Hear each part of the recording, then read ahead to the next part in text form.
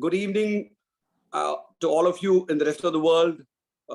It's really a very, very special day for us here at Recal. Um, Many occasions give you goosebumps. This occasion, thanks to Raja's effort, we have had the occasion to host Dr. Raj Iyer, Chief Information Officer of the US Army, a 3-star general rank person, really an alumnus of our very own REC Trichy, NIT Trichy. Really gives me the goosebumps to do this today. Thanks, Dr. Raj, so much. It's really our honor. In this context, I would like to say that many of us would like to drop names and say we are from the same college as such and such a person.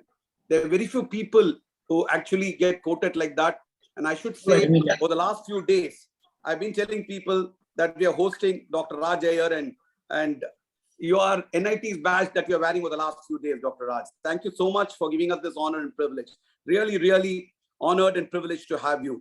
It's really nice of you to spare time for this and spend time with us today. Thank you so much. When you have a guest of such eminence, the moderators also have to be of considerable stature and standing, and our two moderators for today, Srimati and Raj, have that in plenty. Srimati Shiv Shankar is many things apart from being a corporate vice president at HCL for New Vistas. Basically, she drives the strategizing and operationalization of new centers. She's an expert in human capital and transformation and has led many initiatives in that area for HCL. She is also a key part in the HCL grants and HCL Foundation. She's a well-awarded person. She's a distinguished alumnus from NIT Trichy from the batch of 1990. The 1990 batch is one of the most significant contributors to the Recal drive, Raja and Sai and everybody. And she's a graduate in computer science. In our times, only people who got a computer science were the really bright ones. So I assume Srimati was very bright in college and continues to be bright.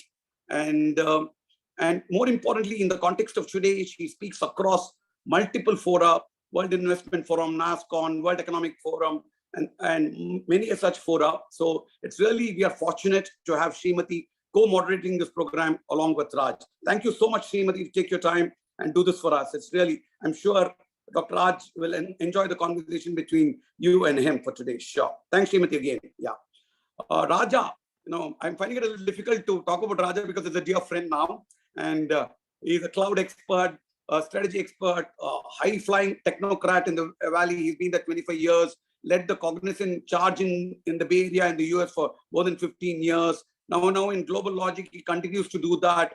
I wish I could say more, but I don't understand technology too well. Otherwise, I'd have gone on and on. So I limit my trip to say Raj is a man I'm proud to be friend of as a technocrat and as a leading business leader. But on a different note, Raj is basically the anchor of and the brain behind the alumni cast over the last few years. And this year, Raj has taken it to the next level with support from all of us. We have had some really, really senior people participating, including Narendran from CII and Channa Reddy, who set up India's largest SEZ, and Sita Raman, who created Photoshop, and Chief Evangelist of Google, Gopi. And we have many more in store. And thanks largely to Raja's effort, this event also has been possible thanks to Raja's initiative of trying to managing to get time from such a busy person like Dr. Raj Iyer. Thanks, Raj. Before I wind up the introduction and hand out to Raj to take it forward, I just want to mention a few initiatives Recal has been doing. Recal Cares, which is an initiative which was set to manage the COVID situation, was a big hit. We collected more than 2 crores of rupees, and we have deployed significantly through support to students, support to the REC ecosystem, an O2 generator for campus, oxygen concentrators, and recently a very interesting initiative which many of you would be aware of and appreciate is we are running an innovation contest for students and the professors, faculty to come up with solutions for healthcare and COVID-related issues. The process is on, applications been invited. It's a matter of time we round it out, and hopefully in the next couple of months we should have these coming in. We should be awarding these innovation grants to these people. Apart from that, the Recal portal launch has been really off the ground thanks to Raj from the 1974 batch. And we have had more than 3,000 to 4,000 registrations. Urge the rest of you to join because promising many initiatives through the portal and many benefits for alumni through that, including networking. There's an initiative called Rockford Ventures. We are supporting, ideating early startups from REC alumni and the REC ecosystem, which is also taken off very, very well. And the REC fitness group has been really active. Thanks again to Raj. We did a fitness camp in Kodaikanal. We're planning another in the future. So on whole, it's been, despite COVID and all its limitations, it's been a very exciting year at RECAL. This has been possible thanks to the team of Raj, Sai, Raja, Sai, RECAL, and some of the other members who have been supportive of this. And thanks to Professor Subbayan from the Institute, who's been of great support, Professor Raman earlier, and then Dr. Minnie Thomas should mention in the context, she's been fantastic support to us and be part of many of our events. Thank you to the Institute a lot. Thanks, Dr. Nisha also. Welcome to the students, welcome to the faculty, and welcome to the alumni. Over to you, Raj. Take it from here. Thank you. Thank you. Thank you, Mali. We are going through a new normal and the greatest structural transformation in our economy in a generation. While we are not able to predict anything and everything, even the tail event or challenge ahead, we know that digital technology will be key to resilience and transformation through whatever we may come our way. There is no going back to digital adoption levels of 2 years ago. Of course, this pandemic has taught that there is only going forward. If you look at in the past 1.5 years, we witnessed one of the best years of technology innovation across cloud, data, AI, social, etc. Even if you look at the business models, which was once thought going to fail, I think they are doing amazingly well. Example, I think if you look at 2 days back, DoorDash exceeded the market capitalization of Uber, right? We used to call everything as Uberization of everything. I think DoorDash has crossed. So there's great opportunity. It's a dawn, I would say, we are witnessing the dawn of an age where technology is touching how we all live, play, consume, entertain, and interact. If you look at from a global population perspective, I think as per the Digital 2021 Status Report, 7.87 billion population. If you look at the mobile, 5.22 billion of mobile users and 4.66 billion social media users. So democratization is happening across all the angles and digital is everywhere.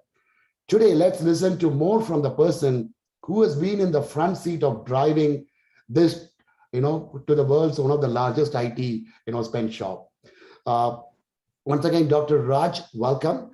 Before I get into the core meat of this topic, just wanted to give a brief background about Raj, but I think I would like to hear from him. So Dr. Iyer, Raj Iyer brings about close to 3 decades of experience leading technology and business transformation in both private and government. He currently serves as the first civilian CIO of the United States Army, overseeing strategy, policy, and execution of a $16 billion annual IT and cyber budget, supporting both Army readiness and modernization through digital transformation. Prior to that, he was at a Big Four management consulting firm where he advised and supported defense and commercial clients on a number of complex enterprise transformation challenges in the areas from innovation, IT strategy to full IT modernization. He has been successfully establishing organizations, including the first CTO office in Army in 2010. And he has also co-founded a successful technology, a startup, and led several programs, for the healthcare.gov. Without much delay, I think, he's very passionate about, public service and makes serving the soldier and the taxpayer on his #1 priority always. Thank you, Raj, for so much doing this with us. So before we get into the core digital, the audience would love to know or get to know a bit more. Can you tell us how you grew up and your journey from, the college Trichy and all the way to Washington, D.C.? Yeah, Raja, thank you for that really warm introduction, as well as Mali and Srimati. It's a real honor and pleasure for me to be here today. I've actually been looking forward to this event since Raja first reached out to me almost 3 months ago, and I just had to work through the calendars to make this happen. So again, it's really great to be back interacting with former batchmates from 1992. What an awesome year, what an awesome cohort of students that I got to be part of. And of course, for all of the professors who took the time to log in today, if I was in your class, truly, an honor, a privilege to have been in there and to have been part of your, your classes while, during my time at REC. So obviously, long way from somebody who was, graduate in electrical and electronics engineering at REC to be where I am today. But I can tell you my career path or journey is probably no different from so many of yours, right? And I think over, if you look at, your careers over the last 3 decades or more, and the decisions and choices we made in our careers, I think it's safe to say that, we all may have started our careers and our lives at REC, but we've taken various, colorful routes to get to where we are today. And that's truly a huge testament to, the caliber and the quality of the education, that we were all so fortunate to have experienced at Trichy. And so again, my humble thanks to all the professors, the faculty and staff at now NIT Trichy, who helped shape our futures. So just a little bit about myself. Obviously, I was one of the few, or one of the many, quite honestly, that arrived in the US for my master's degree right after my bachelor's degree at REC Trichy. And this was back in 1992. So this is, I'm now moving into my 30th year, consecutive year here in the United States. I was one of the many that was looking for the American dream. People have to keep in mind, and again, for, the youngsters, that are dialed in today, you may not realize this, but, 30 years ago, 40 years ago, the India now was not what it was then. And, the IT boom had not yet hit India. This was the pre-internet age, right? And these were the days when, the TCSs and the Infosys were just starting to really, they were the startups at that time. And so it was a very different world. The world has obviously changed now. The United States has changed dramatically. India has changed. And it's a reminder, of the democratization that we just talked about, is, how far we've all come as a society in terms of, the internet age. And this, again, all this goes back to, what we're now calling, Industry 4.0, right? I mean, you're all tracking that terminology. And it is how, we are now so interconnected with cyber physical things and the Internet of Things and data driving decisions in almost every aspect, of our daily lives. So my own history back, after REC, I did a master's degree in electrical engineering from the University of Texas. My research was very much multidisciplinary or interdisciplinary. And one of those things that I, going back, 3 decades, if I were to look back and look at one thing I did, that was different, was that I took a very interdisciplinary approach to everything I did. And clearly, there were times when I debated, hey, I'm an electrical engineer, shouldn't I be doing power systems, right? Maybe I should have. I would be probably a lot more successful today with where we are with energy and green energy today. But in hindsight, a very multidisciplinary approach. A lot of my research was actually funded by aerospace and defense companies in the Dallas-Fort Worth area, and so that was actually my first exposure to the defense industry. And just as I was finishing up my master's degree, my professor and I actually co-founded a .com startup. And essentially build an application service provider platform for engineering collaboration in the supply chain. And the company itself was founded based on my own research that I had done. So I had a huge part in being able to, transfer the technology from research and to productize that, through the startup company. So there was clearly a lot more work to be done. I actually stayed on to finish my PhD as well. To complete my research, and while at the same time, building and running the startup. இந்த வருஷத்தை ரிட்டர்ன்ல போட்டிருக்காரு, இது தேவையான்னு கேட்க. If everybody can go on mute, that'd be greatly appreciated. So with all that said, I did finish my PhD in about 5.5 years. It was probably a record time. and while at the same time running the company as well. I was actually fortunate, a lot of folks had to go through the traditional process of getting green cards and H1B process, visa processes to get to where they were in their careers. But I was actually fortunate because the aerospace and defense industry actually sponsored me for a visa for a green card under the exceptional category of people that had those kinds of capabilities. So I was fortunate to actually have gotten my green card even while I was studying in college, and then was naturalized to become a US citizen almost by the time I graduated. So again, very non-traditional in terms of the path that others may have taken. So I grew my startup company to almost a $200 million valuation during the hard days of the dot-com, and obviously working with venture capitalists on Series A funding and so on. And grew the company to include a lot of large aerospace and defense companies. And oh, by the way, the United States Army was actually one of our customers then as well. And again, so that goes back to my lineage of how I kind of landed up where I am today. So right after the dot-com, I actually decided to take a completely different path. Obviously, this was a time when the dot-com industry was struggling, the technology industry was especially struggling. And 9/11 actually had just happened, and for those of you who are tracking, the 20th year anniversary of what happened on 9/11, and so I really felt like I had to do something to give back to the country that has been so kind to me, and so I decided to actually start a whole new career, and it was actually my first time that I actually went to work for the United States Army as an engineer in Detroit, Michigan, for the Army's R&D lab that did tank and automotive research, and so I stayed on there for a few years, and actually I made my way up to becoming within a short period of time the first chief technology officer for one of the Army's largest commands. And so in that position, I really had oversight over managing technology for all of the Army's weapon system platforms, all the way from bullets to tanks to helicopters.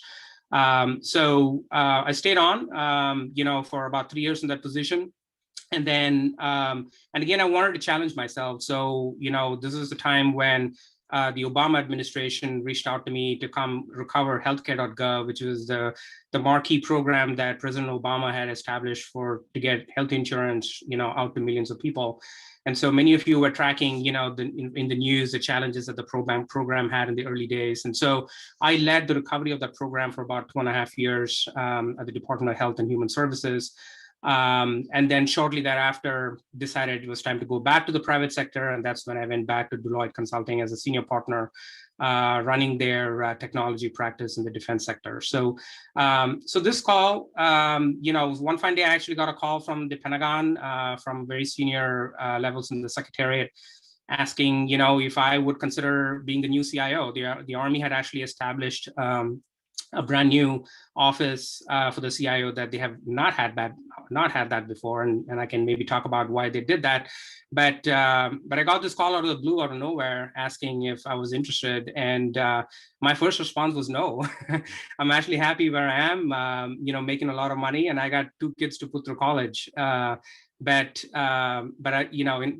going through the discussions, understanding, what the urgency was and how important my role was going to be in terms of national security, led me to the conclusion that, again, it was a call of duty. It's a call to public service, and very few people have that opportunity to be able to serve in those kinds of positions. So there was no saying no, and so here I am. So hopefully that gives you a little background as to how I got to where I am.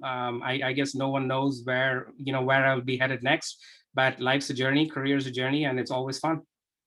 Good. Thanks, Raj. I think that was a quite impressive background. I think I like the way, when you put it, right, giving back to the country. I think what the education that gave to you, right?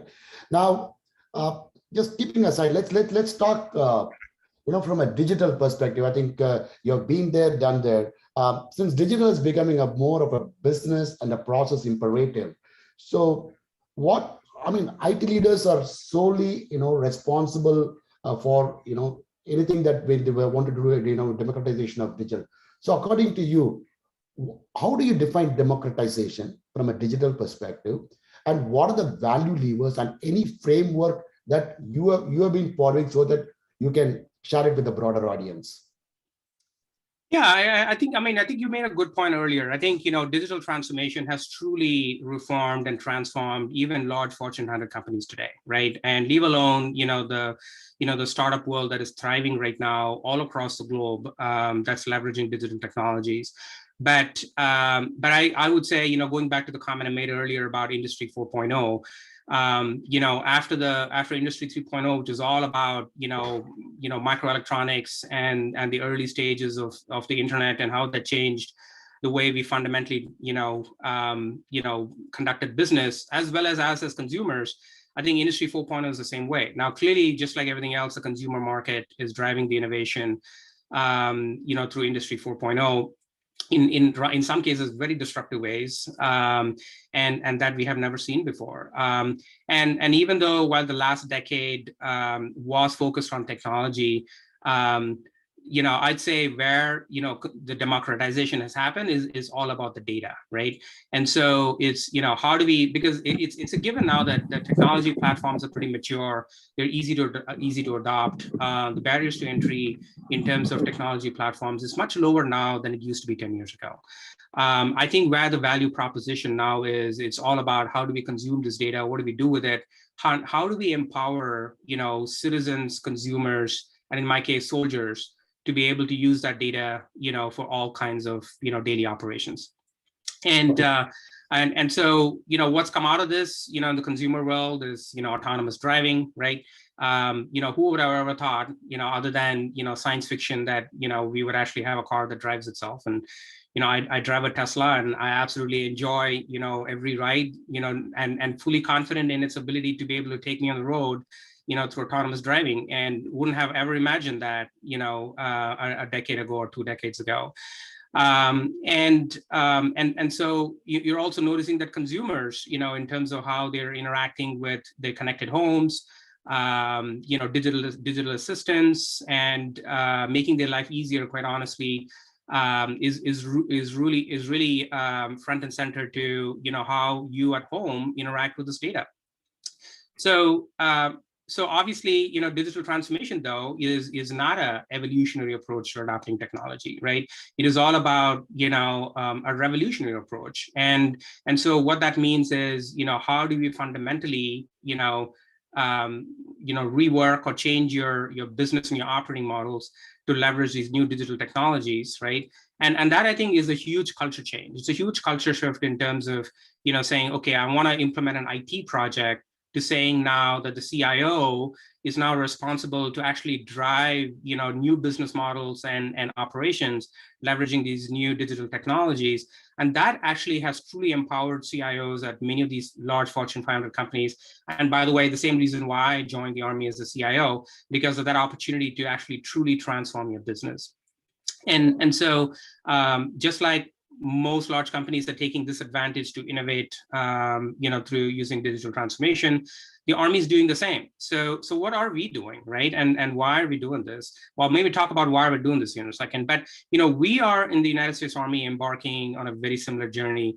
And our modernization right now efforts that I'm leading, probably in terms of scope, scale, complexity, and criticality, never before in our 246-year history of the United States Army. And there's a real sense of urgency, that the US has fallen behind other nations, modernizing, while we have been very busy, obviously fighting terrorism in Southwest Asia.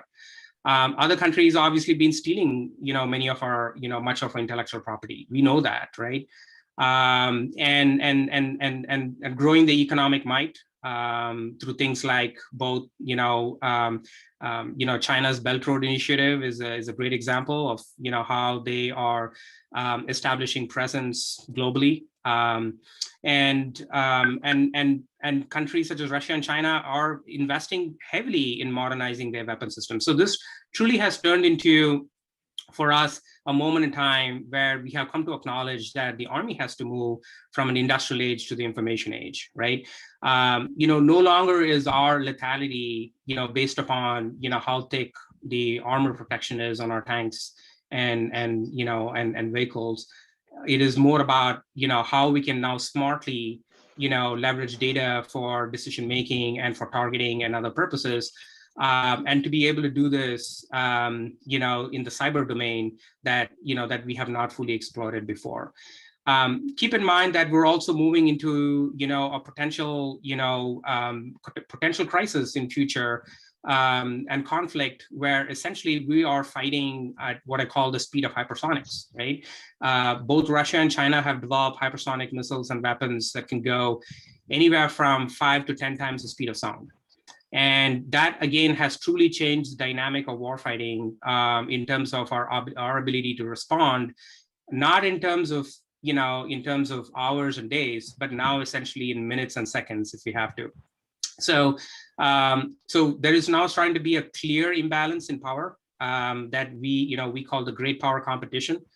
And so it is very clear that, we have a sense of urgency, both in terms of establishing and protecting our interests overseas, as well as protecting us in the United States here at a time, when we see a growing imbalance. So that is a sense of urgency from us. And when you have such a sense of urgency, that requires, grave, dire, approaches to resolving the issues. It is not nibbling around the edges, right? It is not about just making some small incremental changes here and there to be able to, counter such a huge threat around the world. And so this is where digital transformation comes in for us in the Army. To me, as a CIO, I mean, it is, I'm in support of the business, and and I know this may be hard for a lot of people to swallow, but the business of the Army is to fight and win wars, right? So at the end of the day, that is who I support, and those are the technologies that I'm asked to bring in and integrate to establish our overmatch against our adversaries. Okay, so Raj, you said, I think consumers are driving the innovation, I mean the digital innovation, and also you said the sense of urgency. Yes, definitely the sense of urgency will be in your area, Pentagon, military, Army. But if you take the corporate sector, right, while there is a digital proliferation happening across the world, across the universe, but still only 10 to 15% of the CIOs are putting their effort. So where is this imbalance? I mean, what do you want to tell them? Because still not, you take the cloud, only 15% of the workloads are on the public cloud, right? Still, I think, right from Andy Jassy to Satya, everyone is, I think, saying, move your workloads. So that is happening on the cloud. I mean, if workloads doesn't move to the cloud, then there's nothing called, there's no digital, as cloud is the fabric for digital. So what do you want to tell it to the CIOs? What are some principles, anything that you can prescribe to them? Yeah, I would say that, I mean, a lot of companies would go the way of, Blockbuster Video or Barnes and Noble, if they do not transform their businesses through digital today, right? And there are, and I spend a lot of time, talking to CEOs of all of these tech companies that you just, listed. And so they are struggling with the same thing. And it goes back to company culture, it goes to corporate culture, right? There are companies that are forward leaning and want to truly transform their business. And it has to be driven by the CEO, right? Not by the CIO. The CIO is that as an enabler, but the CEO has to set the vision, right? And the culture to be able to enable this transformation. And you are seeing that even large companies today, and I'll give you one, IBM is struggling today, right? As a technology company, as the big blue, the company that, truly, developed every technology that we can think of, for the last, 50 years, hasn't been able to transform their own business, right? Being one of the top technology companies, is a perfect example of, if you do not set the right, culture and mindset at the very highest levels, there is not going to be the transformation, that revolution that's needed at all levels below you. And so and it also means that, they have to drive CIOs to not just be focused on the cost centers, right? I still see a lot of, when I was in the consulting world, I'd still talk to a lot of, Fortune 500 CIOs who are still being looked at as cost centers, right? And that is a never win, and there's a no-win game for CIOs to be leading a cost center because technology is in everything now, right? And if CEOs feel like their IT budgets are going up, Well, it's going up because there's IT in everything today, right? So this is why that pivot does need to happen of, how to bring, digital front and center to how the business is run, how, digital can be turned into, revenue streams for companies. And there are companies that are doing that well, and others, that either if they don't realize soon enough they have to do that, will, probably will not survive. Okay, great. Thank you. So, Dr. Raj, I've been hearing you for the past few minutes, and it occurs to me when you need to bring a big change in the way that you run the IT engine in a world like defense, that requires a whole lot of change management, right, Dr. Raj? When I run these transformation programs within a corporate, um, it's very different. So I'm just a little curious. How do you make somebody there at the front line to embrace change?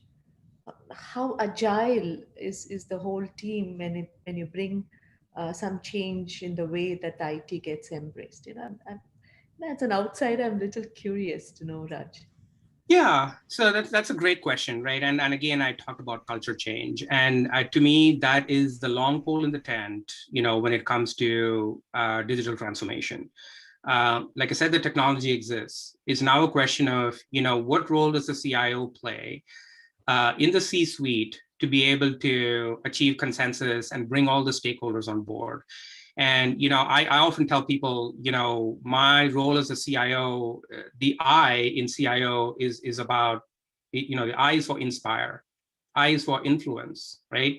And so I spend 90% of my time, trying to inspire and influence all stakeholders across the Army, all the way from, combatant commanders in the field to soldiers deployed at the lowest levels, enlisted soldiers, up to the secretary, right? At all echelon, at every level. Because again, even though the vision, at least for us in the Army, the vision for digital transformation and the urgency has been created, to create that change has to be a grounds up level, right? It's got to be a grassroots level campaign. My job as a CIO is to enable them to be successful, to be able to establish, the right tools, the strategy, take away impediments when it comes to bureaucratic policies and other processes, so that they can innovate. And so again, a lot of people might think, hey, a CIO in the Army, well, I bet you, he can just wave a wand and somehow, things happen. And it does not. And this is actually no different from, I would say, what I've seen, the role for CIOs in other large Fortune 100 companies, and especially ones where you have a large global worldwide footprint, with distributed operations. And the only way to, to bring people on board is through motivate them, in some cases is financially or monetary, right? You do not have that in the Army, right? So it is basically driving, leaders through to a common purpose, get them aligned on a single vision, and continuing to, build credibility one little baby step at a time, right? I'm not trying to, as big as the scope of my challenge is, right, of what we're trying to do for the future, I am not here to solve world hunger, right? I realize that if I have to, what I have, my number one job for the day is to create an environment where everybody else, the 70,000 plus people that report to me, indirectly in one way or another, right? And that's my digital enterprise, that's my digital workforce in 250 countries around the world, 150 countries around the world. I have to empower them to get their job done, right? And so that is how we bring about change. It's one baby step at a time, and to create the excitement for people to be part of this journey with you. I mean, I completely agree. And in the corporate, we talk so much about the ripple effect. I'm sure in your case, Dr. Raj, the ripple effect and the way that people would assimilate some of the communication that you give is going to be very, very multidimensional. And I truly appreciate the way that you have put across on how when you bring agility, it's also important to choose who your partner has to be as a CIO to drive the change. I think it's also going to be common in much of the large corporates as well. Dr. Raj, I just have one more question before I hand it back to Raja. We talked a lot about resilience in IT, but I think we just forget that resilient among the leadership is probably the most important. And you took over the CIO amidst all this pandemic, right, Dr. Raj? So, which means a lot more of transformation would have also happened within inside you. What it takes to be a resilient leader? Yeah, great question. So I can tell you, and this is a fair warning for everybody, right? If you are, you're inspiring to be a change agent, right? If that's who you think you are, you're a change agent. Last over, If you all can go on mute, that'd be great. So if you are a change agent, and you want to be one, and that's what you inspire to be, remember that there are going to be people that will want to stop you, right? There, you are going to have people that, to the best of your intentions, will want to, see you succeed, but you're never going to make everybody happy. So it's really important that you accept the challenge, right? And face the consequences. In my own career, leave alone the current one that I'm in, over the last 30 years, I can name so many circumstances where, I have been put to the test in terms of my ability to bounce back, right? Starting with the very first one, right? I mean, like I said, my startup, was valued from $200 million one day to almost nothing, over 2 years, right? Hurt a lot, right? But I decided that the way I was going to work around that was to do a complete change in terms of, my outlook and what I wanted to focus on and my priorities in life, and what was going to drive me, to the next phase of my career. And I have done that routinely, through every phase of my career to try and build that resiliency. You have to be open to that, and you cannot shy away from it. So some of the things that I have taken or considered is, or thought was important was, one is, give up your ego, right? That to me, it's probably the number one and most important thing. A lot of times people get caught up and want to take a very brute force approach to saying, hey, it's going to be this way, my way. I know I'm 100% correct. It has to be this way. There cannot be no other way. And that's when I think you get into a lot of trouble. So it's really important to give up your ego and focus on the long game, right? What do you want to accomplish at the end? What are you here for? What are you trying to do, right? Why are you here? What's driving you? And what compromises do you have to make? And it's really important. That compromise part is really important. And especially when you work for a bureaucracy like I do for the United States Army, you have to, you're not going to get everything you want. And as I just said, my job, even as a CIO, is to establish the vision, the strategy, and try to execute it. But I know at the end of the day, I have to make compromises in every one of those things. Every day is a compromise. But if I'm moving the ball along, a little bit at a time, if I'm making progress, then over a long period of time, I know I've built enough consensus and credibility, and it's a much more sustaining long-term approach that builds, the grassroots campaign, that I talked about. So making compromises is important. I would say, obviously you have to be politically astute, right? When you are in the C-suite, it's really important that, you could be the best technical person on the planet, but if you truly do not understand, the culture of the organization, the dynamics of the C-suite, and who are your friends and who may not be your friends, you're not going to last very long, right? So, and that again applies, in my case as well, in the United States Army. So, I always tell my people, keep your friends close, but keep your enemies closer, right? If you've heard that phrase before, and so that's really important. I would say it's really important to make sure you have somebody watching your back, and that doesn't have to be your boss, right? It could be anybody around you who's your trusted, advisor. It's great to have a mentor, right? I have been very fortunate to have mentors in every job I've had. People that truly themselves never really succeeded, right? But they were able to tell me every reason why they did not succeed. And they wanted me to succeed, right? And it gave them the pleasure and joy of seeing me succeed. And I'm still in touch with the 4 or 5 of those people today that over the last 30 years have helped shape my career.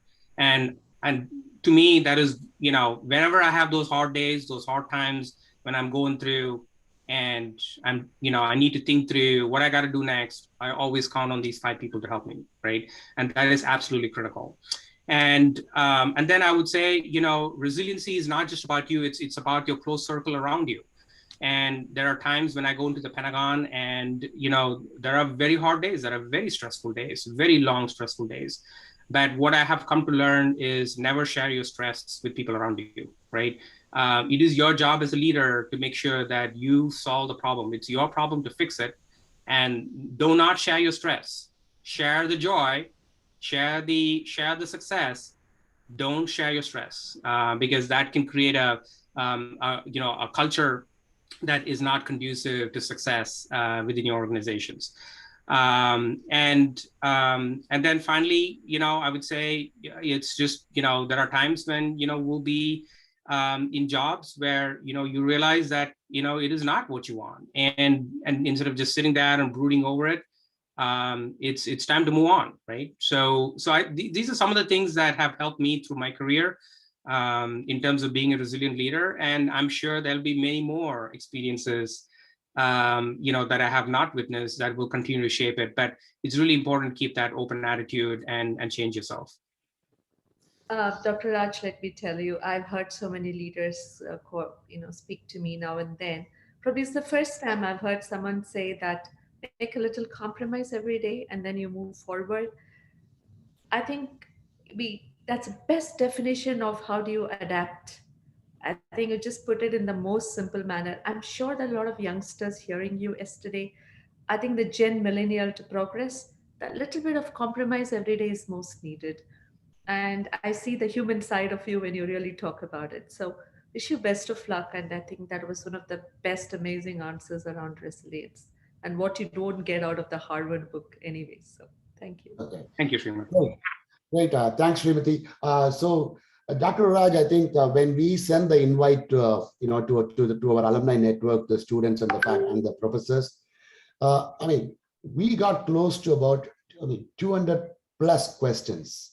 So we are trying to condense everything. That's why Srimati and I think we are asking few questions. I think most of the questions are getting answered. But what is interesting is 60% of the question is related to one single technology. So I wanted to segue into that topic. So this is like, in San Francisco, a new industry a job relocation arrives to serve displaced workers. In Mumbai, a teenage girl rebels when this technology gets in the way of romance. In Seoul, virtual teachers offer orphaned twins, you can call it as a digital twins, a new ways to learn and connect. In Munich, a rogue quantum computing scientist revenge to plot imperils the world. So recently, 2 days back, Kai-Fu Lee, ex-Googler and he is an ex-president of Google China. He was also heading the artificial intelligence at Carnegie Mellon. He is coming out with his book for 2041, how the AI is going to look. So the audience wants to know more about, is artificial intelligence? Yes, it's great. AI is there in everything. We see AI, right? Right from when we start taking the smartphone, tracking is happening. Google is tracking us, everyone. But what do you see AI? Is it going to offer danger to the world? If not now, maybe in the next 5 to 10 years, because we have seen Hollywood movies talking about robots and AI, used for warfare. But since you are at the Pentagon, how do you see the AI proliferating in the coming years? Yeah, so I think, we need to drive some realism into the discussion to start with, right? So there's science fiction, and then there's the reality of today. And there's a long 20-year period in the middle. Now, that doesn't mean that things that we are talking about will not happen, because quite frankly, I just talked about it, right? 20 years ago, we wouldn't have expected we would be driving around in self-driving cars, right? So definitely AI has come a long way. I think, the discussion you just raised around ethical AI is one that is getting a lot of attention. And so, when do we, first of all, there's, questions around, how much data do we want to share with whom and why, and what are they going to do with it, right? And there's a lot of debate both here in this country and around the world around, data sovereignty, and who owns it. Is this yours? Does that belong to the consumer, or does it belong to the platform owner? Can it be sold? And if it can be sold, what can be done with it, right? And can it be used for military purposes? Can it be used for other monetary purposes? So digital transformation has its negative side effects as well, right? I mean, you could fundamentally transform things, to create a truly happy, peaceful society in future, or you could also create it, you could leverage that to drive, transformation areas that are going to lead us to some real ethical challenges. And I think that is one of the core, core things that's being discussed right now. And so we're seeing that as consumers, right? We're all fighting about, how much data, who's allowed to see our stuff.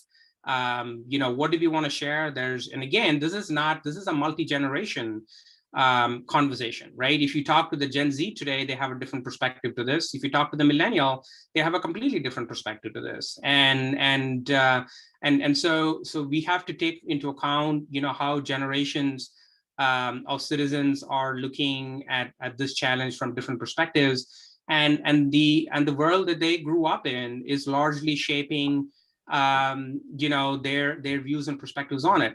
Keep in mind that the other challenge that we're struggling with right now is around misinformation and disinformation, right? Because today data has now been used to essentially, misinform and disinform and create a cloud of mistrust and distrust, to be able to achieve, political motives and other purposes. And that again is raising a whole different concern around, what does this mean? How will we ever know what is, reality and truth from facts and fiction, right? And if you start to create that blur between those two, what we have always considered to be black and white, 0 and 1, right, has now started to get into real gray areas. And that's because of how we've been able to leverage, or not we, but some have, leveraged AI and these technologies to create that cloud. I think this debate will go on for a long time. I can tell you, in the Department of Defense and in the Army, we continue to struggle with these same issues as well. As even most recent efforts around, how we targeted, a drone strike in Afghanistan, that lead to 10 civilians being killed, was a failure in terms of our ability to actually leverage AI and human intelligence and to be able to reach the right conclusions, right? But was it worth taking the risk, right? How do you manage the risk and reward in terms of leveraging AI? When is it acceptable and when is it not acceptable? Who makes that decision, right? Do you democratize that decision, right? Because if data is democratized, do you allow each individual user of that data to be able to make their own decisions? Or is it central, right? Is it centrally done? And who owns the consequences, right? So there's this tremendous, struggle and I would say positive friction in terms of that. When I work with, some of the largest cloud providers, right? When I talk to Google, when I talk to, Microsoft, when I talk to Amazon, I mean, they all, by the way, each have their own struggles in terms of employee activism, right? And shareholder activism around, how their technologies are used by other companies and the Department of Defense.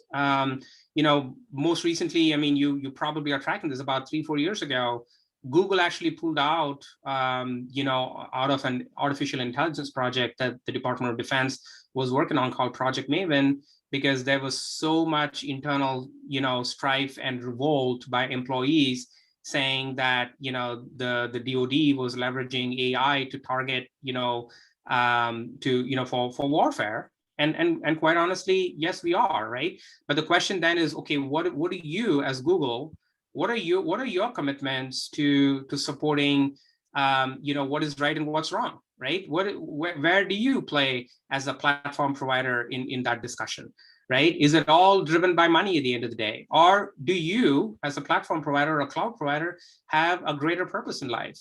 I was shocked to hear that yesterday, the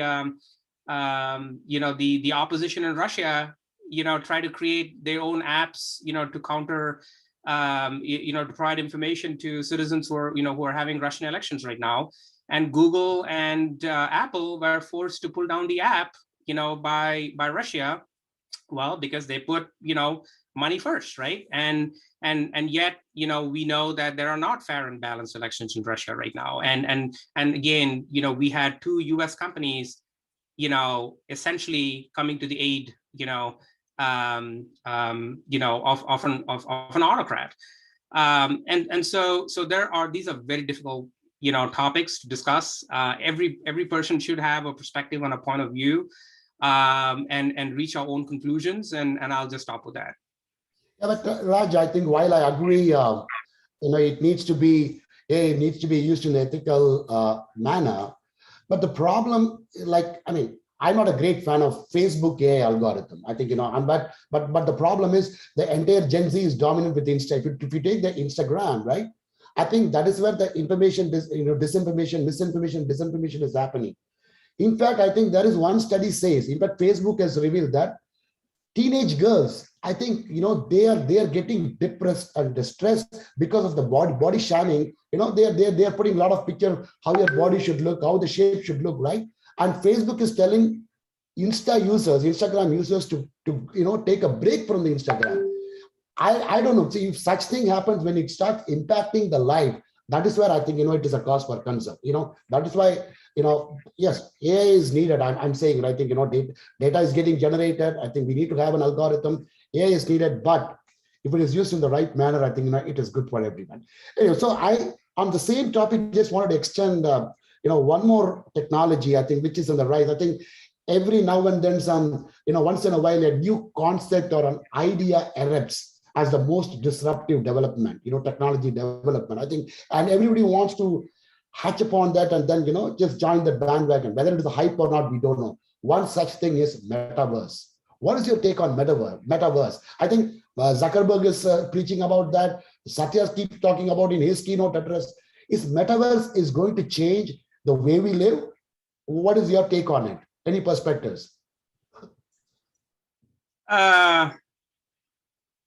No, I don't know. I mean, so again, it's hard to say because I think, virtual reality has been around for a while, right? We have actually talked about, I talk about, some very basic things, right? After one of those things that has never changed, ever since the advent of the very first computer is how we interact with data, through, with IT, right? We're still looking at monitors. We've gotten thinner monitors, we've gotten bigger monitors, we got round monitors, we got flexible monitors, but we're still looking at monitors. And oh, by the way, what kills me is we still use a mouse, right? We all still use a mouse for our laptops, right? And so, how hard would it have been for us to change some of this over the last, 50 years, let's say 50 years in IT? We could have, but we didn't, right? So I always have examples of things where, we have all acknowledged at some point where we should change how we react or how we act and react, in a virtual environment, and with computing technologies, but we have not necessarily made that change. Having said that, I think, the gaming industry has changed, our interaction in the virtual space tremendously in the last few years. I can only speak about, what we're doing in the Army today. We are spending a lot of money developing synthetic training environments. In fact, it is one of our top priorities in terms of, training our soldiers for the future in synthetic environments, leveraging, virtual reality technologies. And in fact, We just awarded, a couple of months ago, a $20 billion contract to Microsoft to leverage their HoloLens technology to actually build, heads-up displays and built-in virtual reality, that we're not going to deploy to every soldier in the field, so that they have full 360-degree situational understanding and awareness of what is happening around them, in a heads-up display. That includes, by the way, holograms and avatars to be able to communicate with their commanders in the field and other soldiers in the field, be able to see each other, when they are in, tactical deployed environments, and to be able to serve as sensors, to be able to collect data and process data, including AI, built into those goggles, and to be able to do the processing right there, through built-in computing, integration back to the cloud, and everything in between, right? So we are building these technologies today. We're looking at, how we're going to leverage these for potential warfighting purposes in future. But are we at a point, where we will actually, maybe all fight in a virtual domain instead of having to use real bullets? We're shooting lasers at each other. Seems like kind of science fiction to me. Seems a little comical, but hey, nobody can predict, where we'll be 20 years from now. Yeah, you're right, because I am more interested, just to get to know your perspective, because BMW is latching onto this. I think they are putting the metaverse concept in there, some of their new model cars. I mean, it's yet to be on the road. So that is why I asked you, anyhow, it will take its own time to, becoming a hit, but I think we got to watch out. Yeah, Srimati, over to you. I was just listening to the conversation, Raj, and just it occurs to me that, when we talk about this digital democratization, I think there's a very thin line between responsibility and accountability. And I like the way you talked about Google as an example, right? And I think when you come onto the table, we say X person is responsible, but are we accountable for what we believe is the right thing to do, right? And what is considered as right and ethical is also very context sensitive. So I think in my view, it's irrespective of which generation we belong. I think the concept of is it the right thing to do? They should be seated well in the college and in the education system. That's one of the, I'm sure, Raj, that will also something all of us in this group should advocate is how much should we actually build some of this into the education system. As much as we teach technology, I think we just need to teach them what you're accountable for and how do you start with the first sense of being responsible leading to accountability as well. So just thinking loud when you talked about some of those examples. No, you're absolutely correct. You're absolutely correct. And I would say, I think we have definitely come into an era where we're going to be, I think we're all going to start questioning our very fundamental beliefs in a lot of things, right? We have taken a lot of things for granted. We've taken, inherent trust in data in the past, right? We have believed in it. We're now moving into this whole world of chaos and confusion. And I think at the end of the day, what is right or wrong is going to come back to, basic understanding of ethics. What does it mean in society? What is your role in society? Right? It comes back down to that, right? It is not monetary. It is not driven by, who's the most powerful nation. It is driven by, at the end of the day, what do we want society to look like, and how are we going to live together? And I think some of those, I'd say, things that we have in the past maybe not looked at it from that way, I think are going to drive our sense of direction and decision making in future. Absolutely. And that, I guess that's a time where we'll also start going back to and take a leaf out of our own grandma's book and check what is being taught and the values with which we have been raised, and we want to also raise the future generations. Well said, Dr. Raj. So I think we are really running short of time, Raja. I know Dr. Raj should get back to his busy schedule. So Raj, can you extend another 5-10 minutes? Are you okay with that? Yes, I can. If we still have interested people with questions and we're not losing our participants, I can hang on for another 5 minutes. I have Raja, can I ask a question? yeah, Yeah. let me just have my final question and hand over to the participants.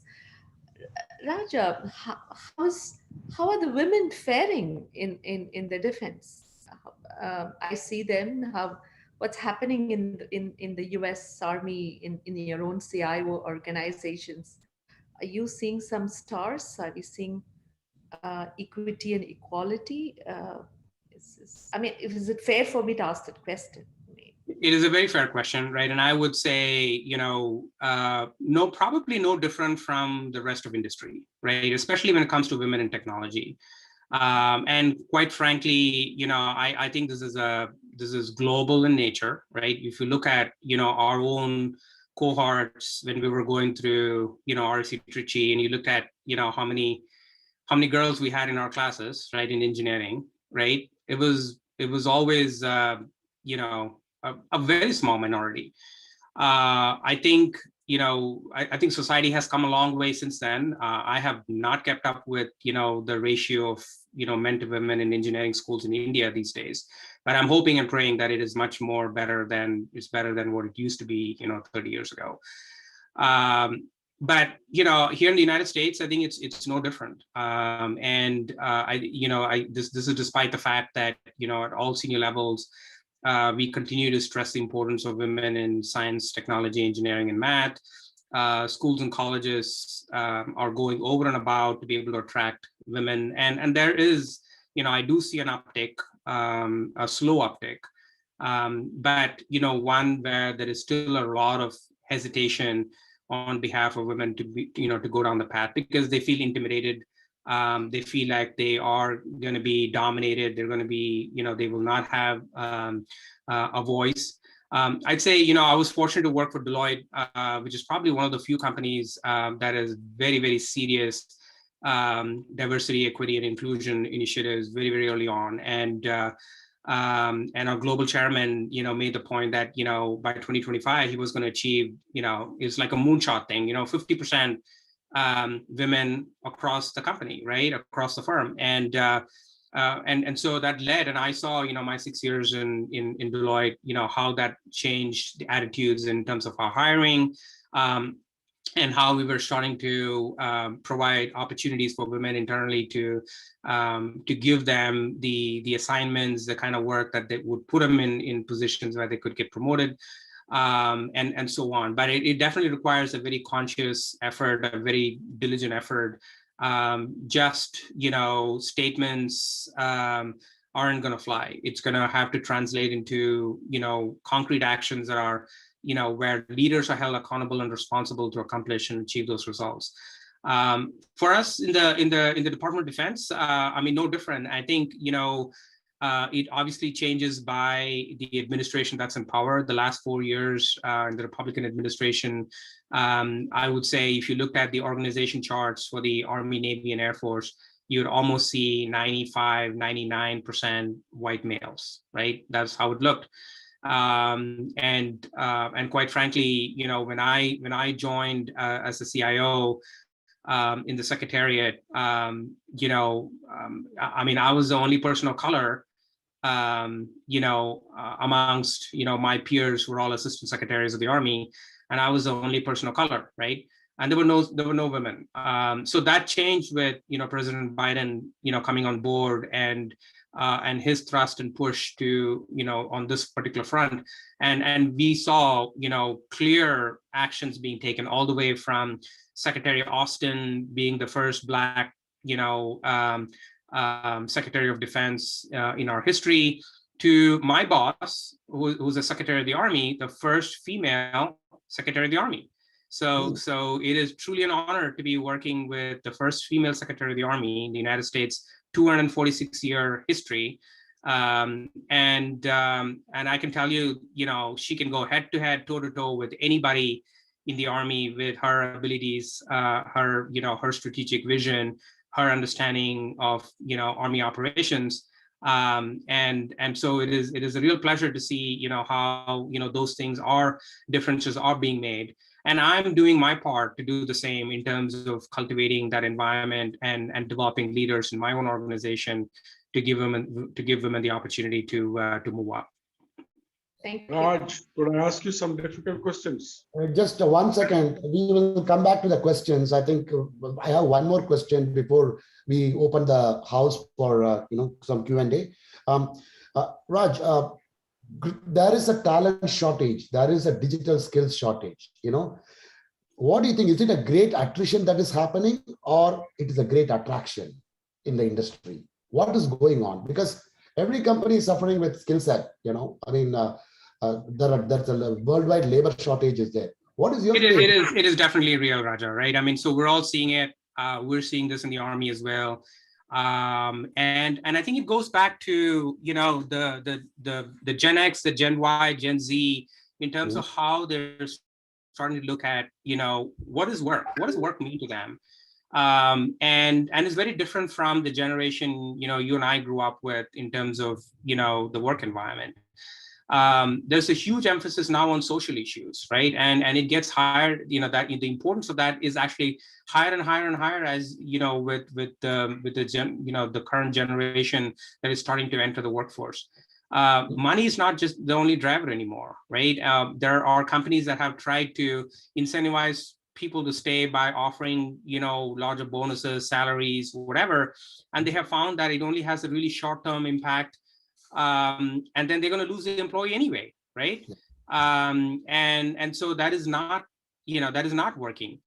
I talked to you about employee activism and employees wanting to have a say in what the company works on, right? They don't want to just be told what to work on. They want to have a say in what the company works on, right? How do you deconflict that with shareholder priorities, right? Very, very difficult decisions to make for most companies. So I would say it's really important for companies to do an honest assessment of, what kind of culture do they want to have in their office? What is their 2040, 2050 vision, right? Because the workforce that they're going to be, bringing in is going to have a very different perspective than, the last generation. And so we have the very same challenge in the Army as well. We are struggling. The Army is an all volunteer force, right? We don't mandate, anybody to come, join the Army. It is a volunteer Army. And if we have to be successful with digital transformation, it is all about us attracting the very best soldiers to come, to be part of what we're trying to do. But what we're noticing is that the people that want to come in, the soldiers, the young soldiers, the 18 to 22-year-olds that want to come in, they have already grown, in an age where they're using social media and digital in their daily lives, and they do not want to be put in a desk job, pushing paper all day long. They want to be hands-on. They want to learn how to code.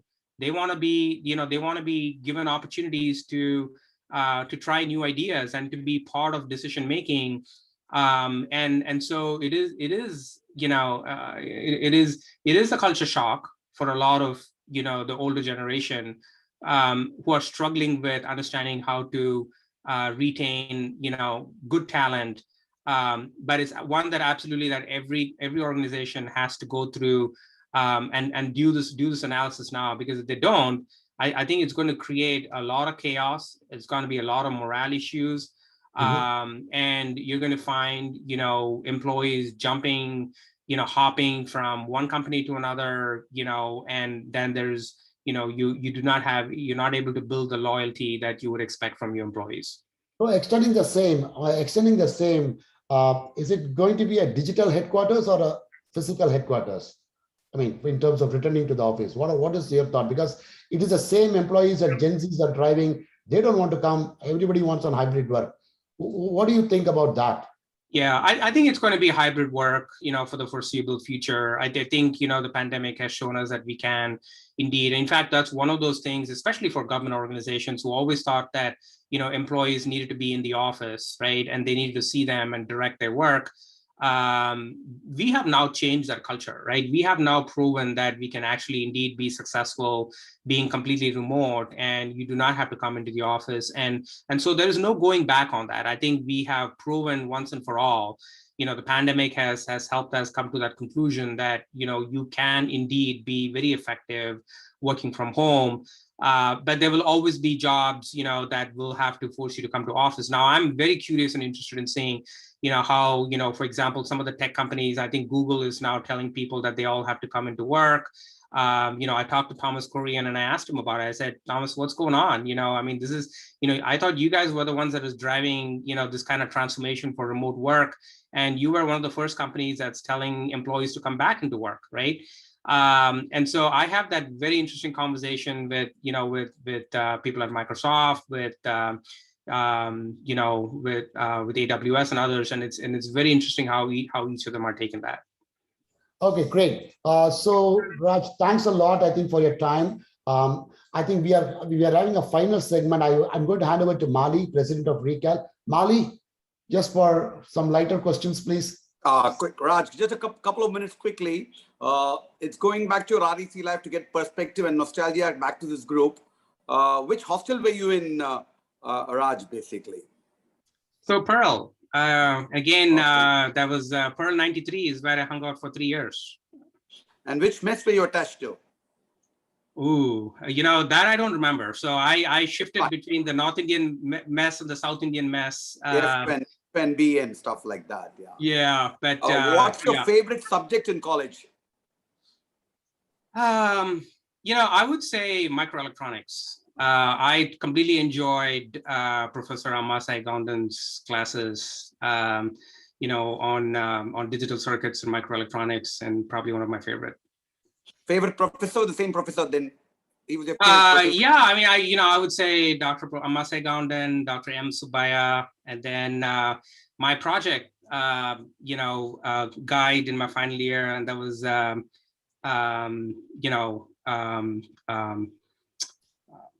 I'm trying to remember his name now. I'm sorry, it'll come to me here in a second, but not a problem. Yeah. KLP Mishra, I think, Raj. Yeah, Dr. Mishra was also there, but yeah, we had quite a few really excellent professors. Were you the topper types? I think I consistently ranked in the top 5. I don't think I was ever aiming to be the top, and I did not want to. Life was pretty miserable. Just trying to stay in the top 5. In hindsight, none of that ever mattered for any of the youngsters that are on the call. Don't let your parents ever tell you that you have to be the topper, because it never matters at the end. Try to enjoy and have fun. What is your favorite hangout spot in REC or in IT?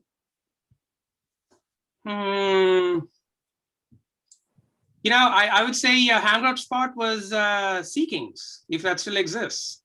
Yeah, it does. Now, in campus, the corridors or the shopping center. Yeah, I never really hung out there much, but for all of those times when I did try to get some coffee there or tea, I think it was a good spot to be. Okay.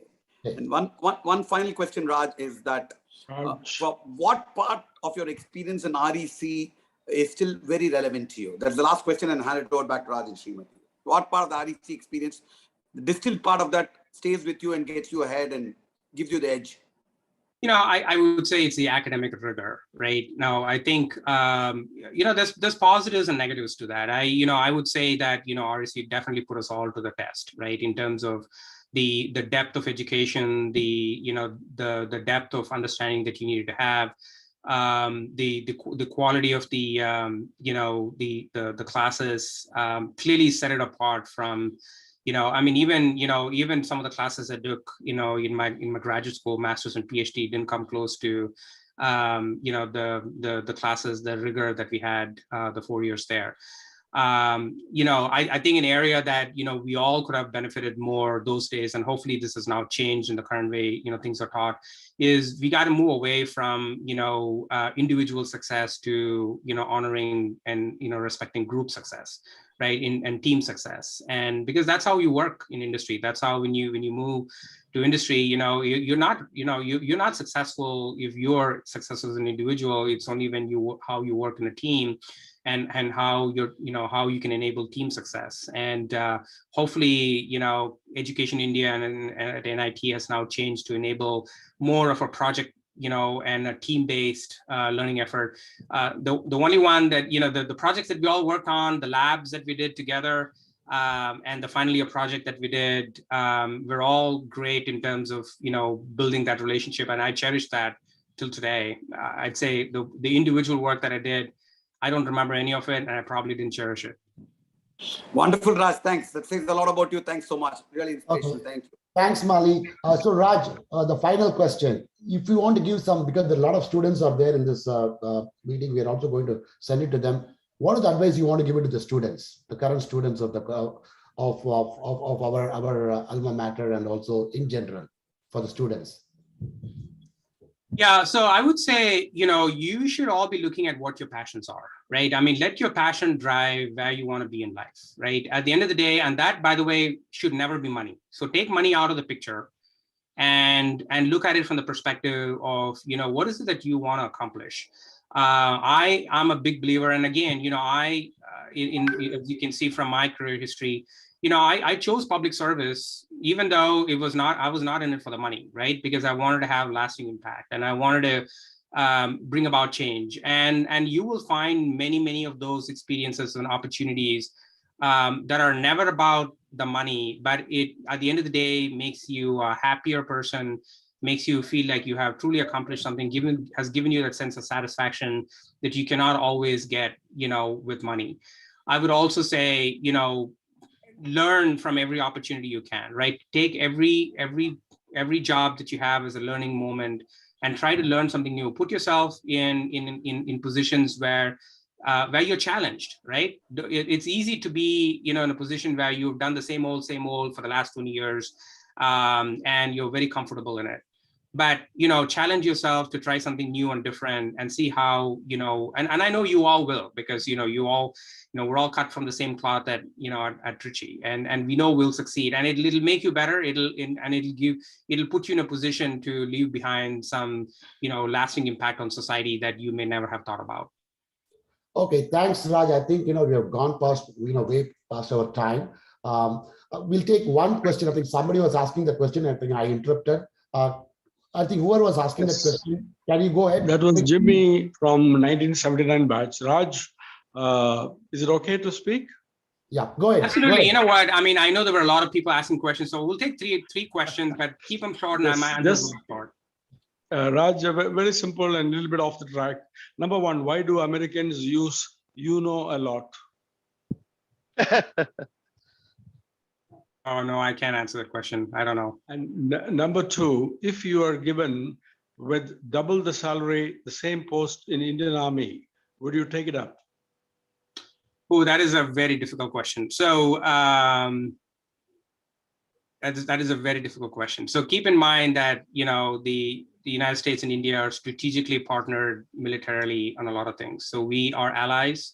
I see myself as an Indian American. And my, all the way up to the secretary, my heritage in India, my how I grew up in India, and by the way, those are all I help our discussions between the Indian Army and the United States Army, and a lot of things in terms of advising them already. The last question, Raj, you have been awesome. The last question, the advancement of AI in so many fields. Will there be a day where the CIO will think about peace and not about the missile going on target?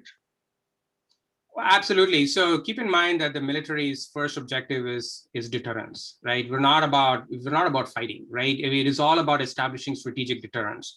You never want to go to war, and I always tell people that. I mean, it's you only go to war as a last resort. But if you do go to war, you want to make sure we win, right? But I mean, the bulk of the efforts of everything we're doing right now, including how we're leveraging AI, is to establish that strategic deterrence so that our adversaries do not try to, create that imbalance that we talked about. We are proud of you, Raj. Thanks a million. Okay. Awesome. Thanks, Raj. Thanks, Raj. I think it was great insight. I'm sorry, I have to take a minute. Yeah. I think, Raj, to answer that question on CIO India versus US, you better be in the US. We all need work. We all need to continue to get the other side of the world and what's happening there. So we are very proud that you're there and what you're doing at this point in time, Raj. So I think we must take up minute of knowledge. Some positions like these are very hard to find. Some positions are like these are very difficult to find amidst all the various adversities, and you have gone there. So I really want to take this moment to acknowledge and wish you good luck. Thank you, Srimati. Thanks, Raj, for a great session. I think we are really honored, to have you part of this session addressing to our alumni network. And I think, given the interest of time, there are a lot of questions. I think maybe there are certain questions we can offline. Folks, all these questions will be on the portal. I mean, the recording will be on the NIT Trichy alumni portal. If you have not registered, please do register. Only when you register, you can access the recording. So with that said, Raj, once again, thanks for your time. And I think, look forward to have you in similar sessions, I think in the coming months and years. And have a great day. Thanks, everyone. Just one thing, hope to see you in person on campus sometime. Yeah. I'm looking forward to it. I'll definitely make that happen. So thank you again for the opportunity, Mali, Srimati, and Raja, and everybody else. Yeah. Please do stay connected. Reach out to me if you want to reinitiate a connection that we may have lost over the years. I am active on many of the social media sites, including our WhatsApp group. So looking forward to staying in touch with everybody. Everybody, please be safe and have a wonderful evening. Thank you.